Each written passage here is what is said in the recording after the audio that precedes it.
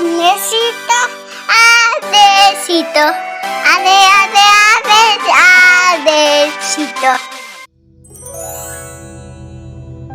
A long, long time ago, in a place hidden among mountains and magical rivers, José Arcadio Buendía and Ursula Iguaran decided to found a town. They called it Macondo, a place full of huge trees and colorful birds.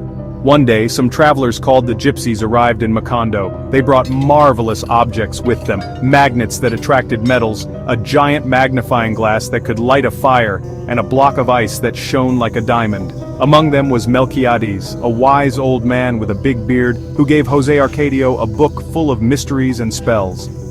José Arcadio and Ursula had children and grandchildren, each with a special story. One of them, Aureliano Buendia, learned to make small gold fish with such precision that they seemed to be alive.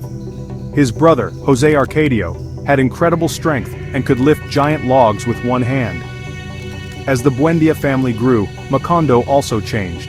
Sometimes, a rain of yellow flowers would fall, and at other times people would forget everything they knew, as if their memory vanished into thin air.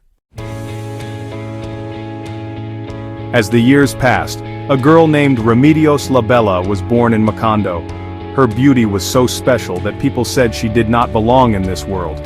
One day, while she was hanging sheets in the yard, something incredible happened. The wind began to blow strongly, and little by little, Remedios rose into the air. Yellow butterflies fluttered around her as she went up and up, until she disappeared into the sky. From then on, everyone said she had been taken to paradise. But Macondo also faced hard times.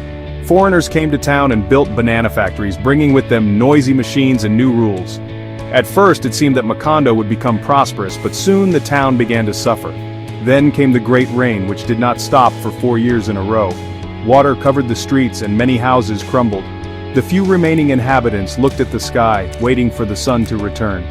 Among them was Aureliano, a curious young man who found the ancient scrolls of Melquiades. He spent days and nights trying to decipher them, until he finally understood their message. The story of Macondo was already written from the beginning. Just as he read the last word, a giant wind blew over Macondo. The houses blew away, the trees were uprooted, and the whole town disappeared, as if it had never existed. They say that Macondo did not disappear completely, but was hidden in a corner of time waiting to be remembered.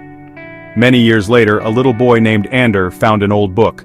When she opened it, the pages began to glow, and without realizing it, she traveled to Macondo.